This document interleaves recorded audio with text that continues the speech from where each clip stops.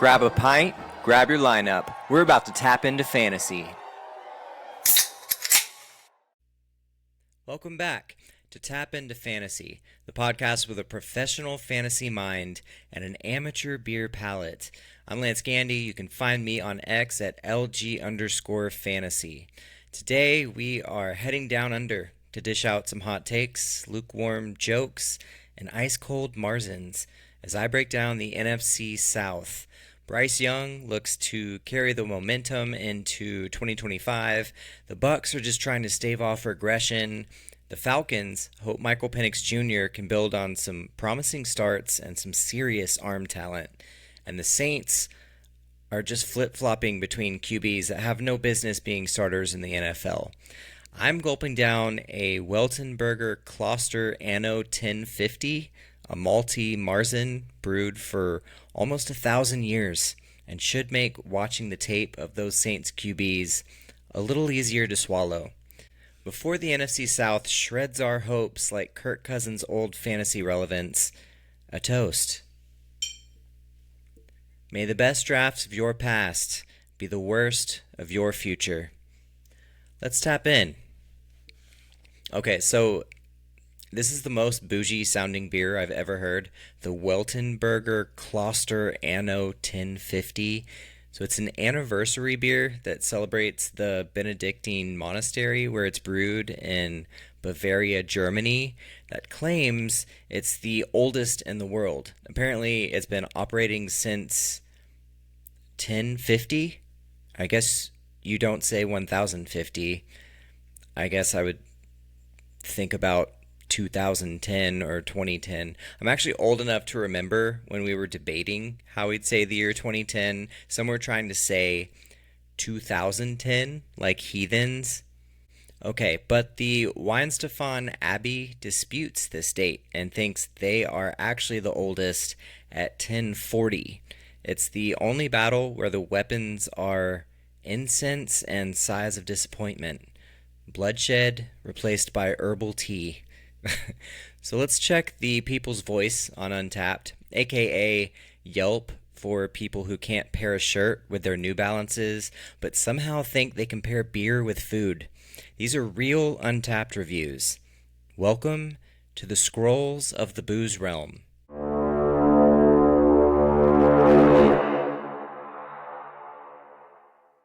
Okay, here's the first review that's translated from German. Visually, it's a gorgeous wine, but the taste is more like a bachelor in search of depth. Caramel and apple set the mood, but the body remains in the monastery courtyard. Sir, this is Untappd, not a weird therapy exercise. He had a picture of the correct beer, but where did caramel and apple setting the mood come from? Like, does he have the equivalent of color blindness for tasting notes? It sounds like he wandered in from an emo beer poet society with a midlife crisis. Next thing you know, he'll be giving the hops a backstory. Okay, well, I've got another juicy review waiting to be torn apart later in the episode. So it doesn't take a lot to make my dreams come true, but you would be doing just that by tapping that like and subscribe button. You're such a peach. Okay, who's ready to chug? Then you're listening to the wrong podcast. I'm too old for that. So let's pop this top.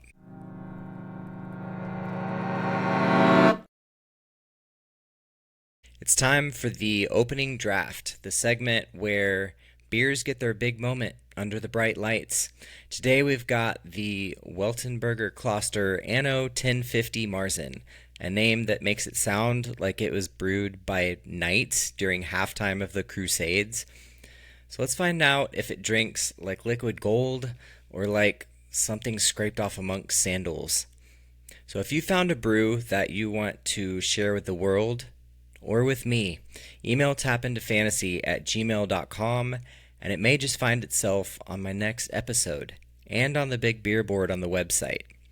So last episode I tried the Panther Island EOS and gave it a pour score of bitter bean backlash. It was just straight bitter black coffee on steroids with alcohol in it. and I was here for it. So if you want to see my thoughts on all the beers on the show, follow me on Untappd at Tap Into Fantasy. Let's be beer compadres.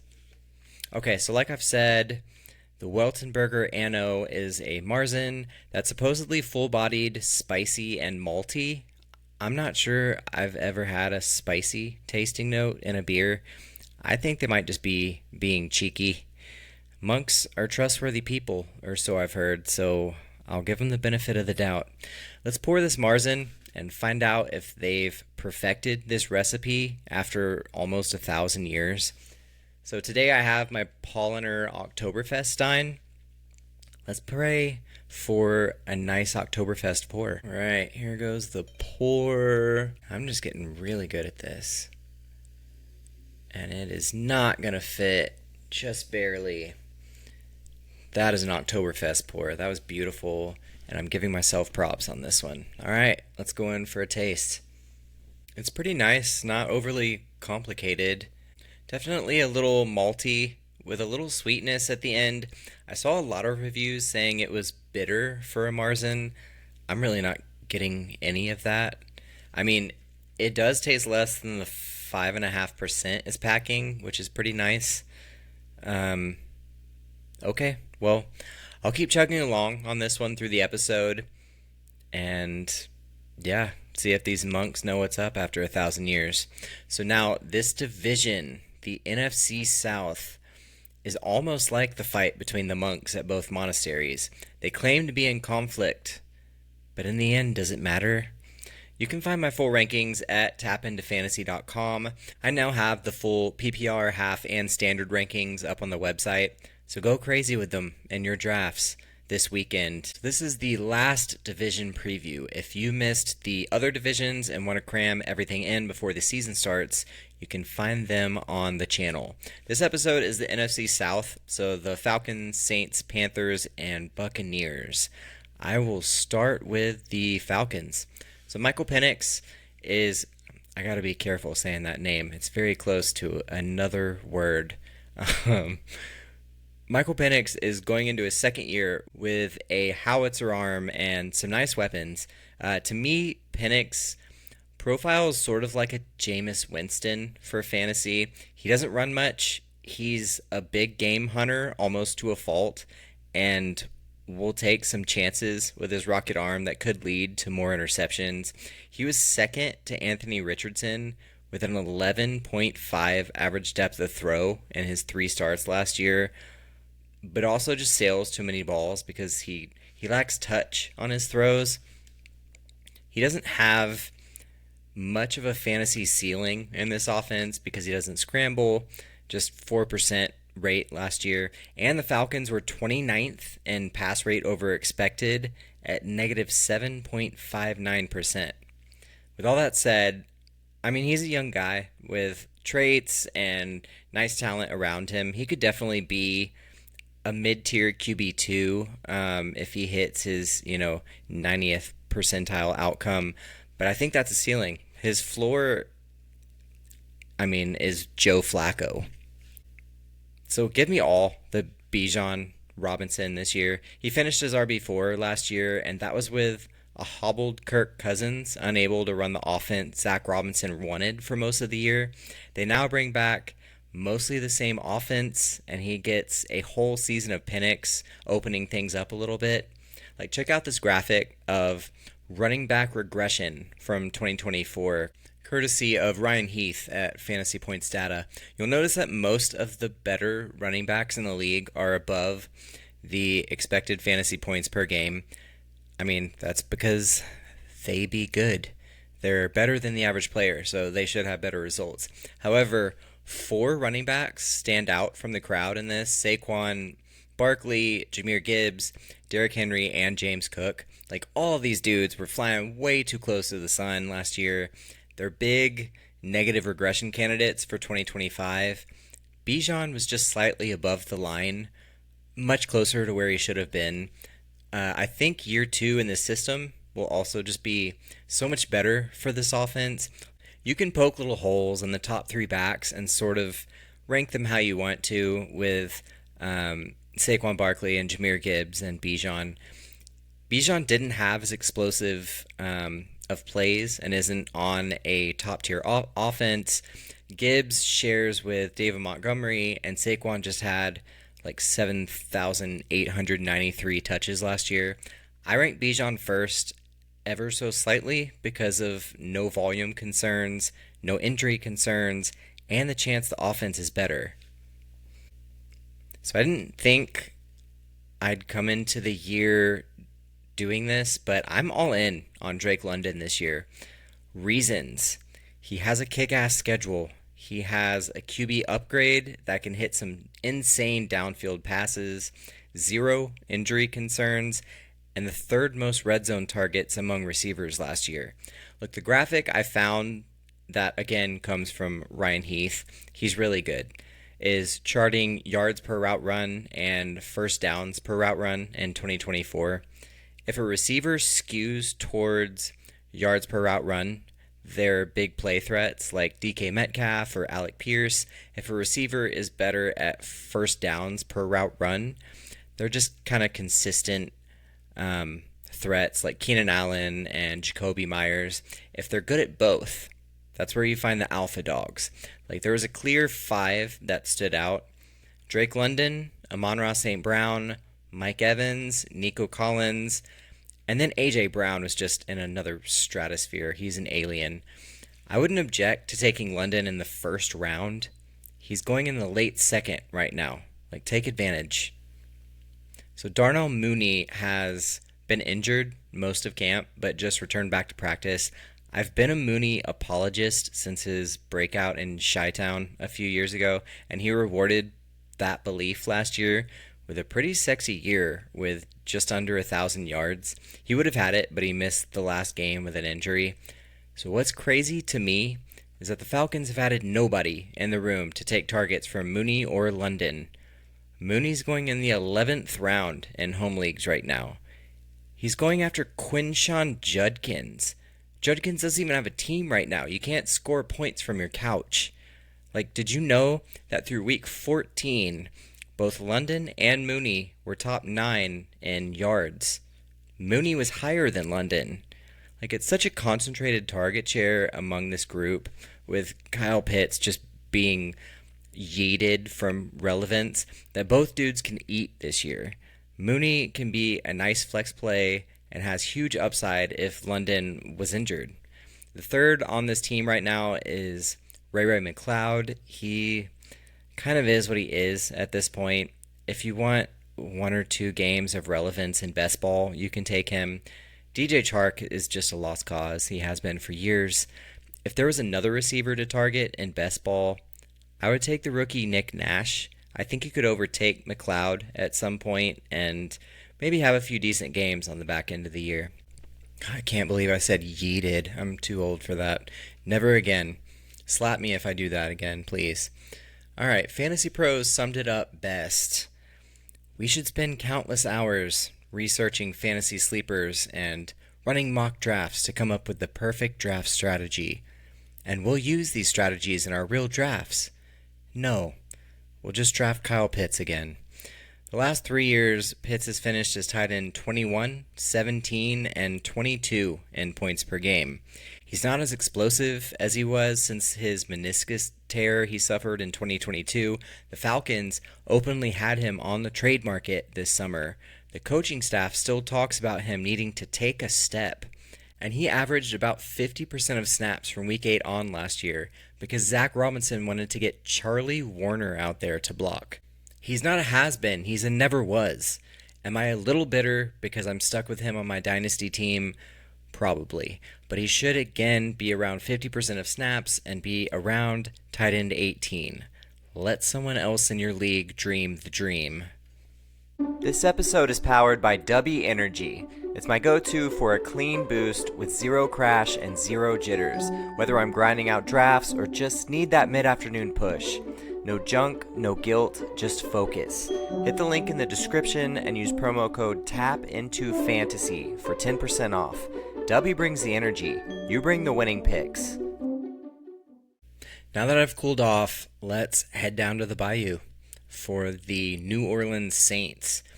The QB situation is dragging everyone on this team down, like that one Walmart shopping cart you always seem to get with the busted wheel. Spencer Rattler was named the starter a few days ago, which makes the Tyler Shuck draft pick make no sense at all. But Rattler was a fifth-round rookie last year. His completion percentage above expectation would have been the worst in the league in 2024 at negative 8.6, but Anthony Richardson said, "Hold my beer," and had one of the worst we've ever seen. Next Gen Stats has an aggressiveness percentage, which tracks the amount of passing attempts a QB has into tight coverage with a defender within a yard or less of the receiver. Rattler was easily dead last, which means he needs to see the receiver completely open before he will actually unleash it. By any metric you look at, he was atrocious, and everyone on the offense was basically in misery because of it. He averaged 10.3 points per game. That was behind Will Levis, Deshaun Watson, and Andy Dalton. Maybe new coach Kellen Moore can liven this thing up a little, but the ceiling is nowhere to be found. So Alvin Kamara has been a mainstay among the RB elite since Le'Veon Bell was still good. He was sneakily RB6 in points per game last year on a pretty shoddy offense. He's going into his age 30 season this year, which is a little spooky, and his efficiency has definitely dropped the last few years. Like, if the Saints start 3-8, will they start playing young guys like Kendre Miller and Devin Neal? Like, he still has the superpower of commanding targets, but touchdowns are going to be hard to come by in this offense. The ceiling is relatively low, but the floor is pretty high considering the passing game usage. Like, let's just hope the Saints get blown out in Week 11 again, and they can look to trade Kamara to a contender. So Kendre Miller was announced as RB2, but shouldn't see much work without an injury. He's been bombarded with injuries since he came into the league, but he was explosive in college. He could get some run later in the year when they're looking for young guys to build with. So it hasn't always translated to fantasy, but Chris Olave is just one of the prettiest route runners in the game. I still think of him as a top 18-ish real-life receiver when he's on the field, but the problem has been the concussions and the QB play for the Saints. I'm still obviously worried about both, but he does get a very favorable schedule this year. The game script should usually be in his favor, and he's been running more from the slot in the preseason. That should be great for his usage, as Kellen Moore is known for giving his slot guys high target shares and favorable matchups. The only hang-up, the concussion history and up and down QB play. Mostly down, but he's going late enough that you should feel fine taking the risk. Rashid Shaheed, just one of the most fun names to say in football, is also back from a season-ending injury, while Olave was quietly 23rd in yards per route run last year. Shaheed was 27th. Like, he's a legitimate weapon for the Saints. Was wide receiver 20 in points per game before he was injured last year. He really should be like a boom-bust flex option this year with bad QB play. So I think he's probably better in best ball. You just won't know when to start him in redraft. But he's going late enough that, I mean, you can definitely take a shot on him. With an Olave injury, he becomes a top option. So he's got a lot of contingent upside.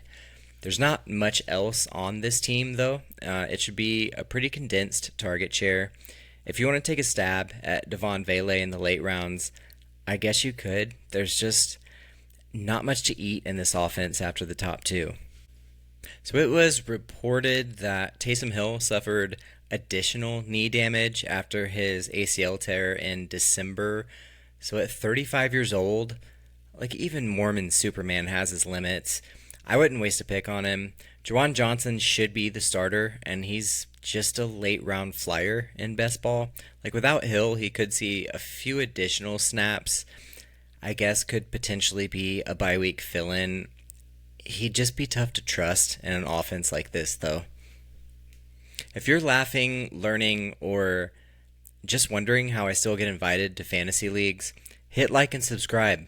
It's the digital version of buying me a beer, and way cheaper than covering my bar tab.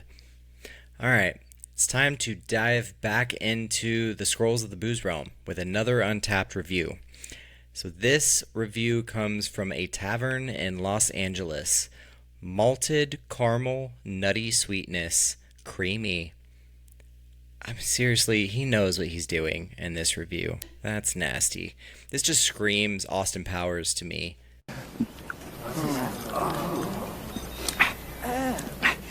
It's a bit nutty. I just never want to hear caramel, nutty sweetness again. Okay, let's forge ahead to the Tidelands and break down the Carolina Panthers. So Bryce Young pretty much turned his whole career around last year after being benched for 37-year-old ginger Andy Dalton. He came back in week 8 with tenacity and was QB 14 in points per game, despite his garbage receiving core letting him down like every single game. He was even 10th in rushing yards during that time, just giving him a nice floor. This graphic is a nice look into why it's fun to watch him. Like, he's just aggressive as hell. The leaders in hero throw rate were Josh Allen and him, which basically means sick throws deep down the field, resulting in an explosive play. Like, among starters, Young was 4th in average depth of target, yet he had a lower turnover-worthy percentage than Tua, who throws little dink and dunk nothings 95% of the time. He now has basically swapped out Adam Thielen for Teteroa McMillan. I'd say that's an upgrade. He's the perfect second QB for your team, and he's priced like absurdly low in your home leagues. In these same games that the offense was finally finding its footing with Young, weeks 8 through 18, Chuba Hubbard was RB10 in points per game. Like, I don't expect him to have the massive workload he had, as he was playing over 80% of snaps every game, but he showed the kind of juice that he has. Like, Next Gen Stats has a stat called rushing yards over expected per attempt. This is truly just who was the best at getting the most out of each rush last year. Chuba was 4th, behind Derrick Henry, Saquon Barkley, and Jordan Mason. Like, people want to try and say it'll be a 50-50 split between him and Rico Dowdle, but he was 22nd in the same stat, just in front of Ramondre Stevenson. Like, they're both actually pretty comparable players, as both are very north-south runners, both had 2.2 yards after contact per attempt. The difference is, while Hubbard was a more effective rusher, he just had a stupid low 4 yards per reception, and Dowdle was a lot higher at 6.4. That's around average. Dowdle should work more on passing downs this year, which, shouldn't affect Hubbard too much because he was horrible at it. So I'm around market value on Chuba, and I think Dowdle is a solid handcuff. We would rank similarly if Chuba went down. So this receiving core, finally looking a little frisky. Like, you guys, Bryce Young finally has a dude. Teteroa McMillan reminds me a lot of Cortland Sutton, who has the length and those long strides to dominate on deep routes like the dig. According to Matt Harmon at Reception Perception, he had a 70.4% success rate versus man coverage, 81% versus zone, and was 80th percentile versus press. Like, I don't think he has the ceiling of a top 5 receiver, but just look at Adam Thielen's rampage runs through the last few years. He was 34 years old, coming off of an injury last year, but in weeks 12 through 18, he was wide receiver 14. Like, McMillan has very little target competition and should be a wide receiver 2 out of the gate, with wide receiver 1 potential later in the year. You can draft him after Jerry Jeudy on ESPN. Like, Rashee Rice is out the first 6 weeks. He's still going ahead of him. Like, that's dumb. so feel free to reach for him. I think the wide receiver 2 on this team will eventually be Jalen Coker. He was just named the starting slot for the team. He went undrafted last year and then decided to just have a higher yards per route run than Jackson Smith and Jigba last year. He's an explosive athlete. He jumped out of the building at his combine with a 42.5-inch vertical.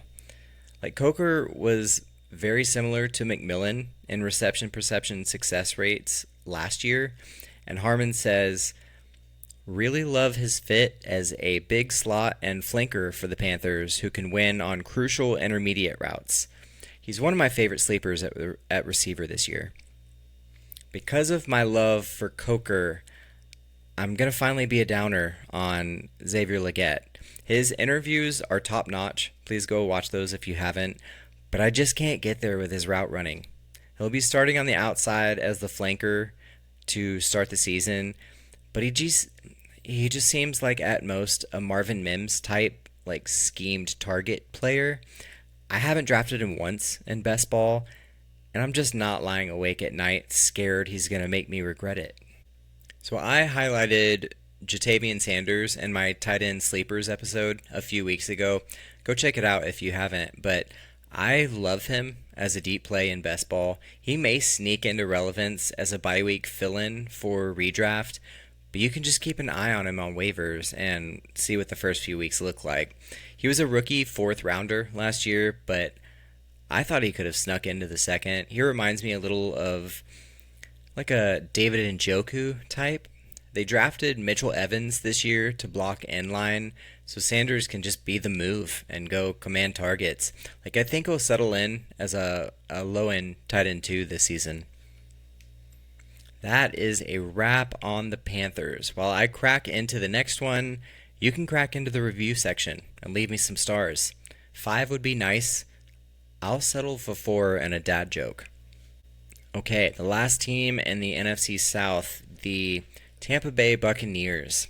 I do think Baker Mayfield has leveled up as a player since his horrible experience with the Panthers.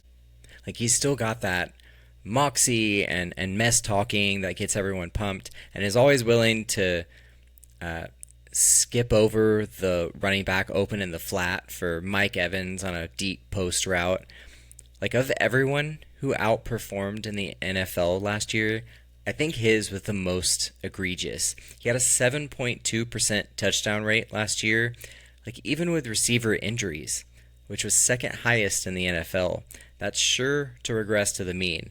He finished tied for QB3 in points per game last year. If he finished at, say, 4.8% touchdown rate, which is actually above average still, he would have had 27 touchdowns. That would have put him around QB 14 last year behind Kyler Murray. Like, the Bucs scored 3.35 touchdowns per game. Baker accounted for 77% of them. With a new offensive coordinator, his dominant left tackle, Tristan Wirfs, out at least a few games, and just no telling when Chris Godwin comes back, or if he's even going to be back to his old self at all this year. I don't see them scoring the 4th most touchdowns in the league again. I don't expect Baker to bottom out, but QB7 is just too rich for me. So Bucky Irving just came out of nowhere to be the steal of fantasy drafts last year. I was relatively high on him coming out of college, and then he went to the combine and had a RAS score of an accountant at 2.28. His vision and elusiveness is what sets him apart, though. Like, he didn't participate in the 3-cone drill at the combine, but that would have been where he shined. Like, it's no fluke with him either. Like, do you remember that rush yards over expected per attempt I threw at you earlier? He was 6th in that metric and was also a near elite pass catcher at 8.3 yards per reception. The thing I struggle with him is with the offensive changes that I've talked about, the offensive touchdown regression, and just his size. Like, at the combine, he was 192 pounds. He's very similar in size to Devon Achane, and he struggled with injuries throughout his first 2 years and hasn't been able to just get a ton of volume. It's tough to rank him higher than RB11 because he's not a 75% snap share guy, but I've been drafting a few shares of him this summer. Rachaad White is the definitive RB2, and I like taking shots on him in best ball with Bucky's injury risk, and he's pretty good in the passing game. I don't think he's anything more than a bye week fill-in for PPR leagues in redraft, and he's just going too high for my taste anyway. I seriously thought Mike Evans had lost most of his juice in 2022. He was 34th in yards per route run on that crappy Tom Brady team. Then he goes out and has the highest yards per route run of his career in 2024 at 2.63. He had a career high success rate versus man at age 31. Like, this graphic shows it all. He's still one of the best at separation combined with efficiency. Like, without Chris Godwin for at least 6 games, Jalen McMillan for the year, and a rookie opposite him, how do you not rank Mike Evans super high? Like, he was wide receiver 9 in points per game last year, despite competing with Godwin. And while I do expect the offensive coordinator change to matter a good amount, like, he's a smash accept at wide receiver 17 on ESPN. I'm not really sure why Devontae Adams, who's almost a year older and is wide receiver 2 on his team, would go ahead of Mike Evans. So I know I said I'm relatively down on Baker, but I also love me some Emeka Egbuka. I've said in previous episodes that a good way to find value in your home leagues is to look where players are going on Underdog or DraftKings, because that's where the analysts draft. Egbuka is wide receiver 25 on DraftKings right now. He's all the way down at 40 on ESPN. Like, Baker can easily sustain 2 receivers being fantasy relevant, like he has with Evans and Godwin in years past. And Godwin and McMillan are out for a substantial amount of time. Like, he's gotten constant love from his coaches throughout camp and should be the locked and loaded wide receiver 2 on this team. If Mike Evans goes down with injury, or he finally slows down at least a little bit, like, we could be ranking Egbuka in the top 15. Godwin may be a little frustrating all year. Like, he just passed a physical, so it looks like he's not even going on the PUP list. I doubt after that he could be put into an IR spot, so he'd just be sitting on your bench, taking up a valuable spot. The way guys come back from his injury, it just isn't likely he's going to be back to his old self this year. I would let someone else in your league deal with him. So Cade Otton ran hot for a few weeks last year to end as tight end 14 in points per game. He's missed actually a bunch of camp with an injury and now has another one that puts him in jeopardy of missing week 1. Injuries are going to find you anyway during the year, so I usually don't draft guys who are starting with one, especially when they're kind of fringe draftable players. I think most of his hot streak last year was Godwin being injured and Evans out a few games also. And now that they have Egbuka, I would just kind of stay away from Otton for the most part with all those red flags.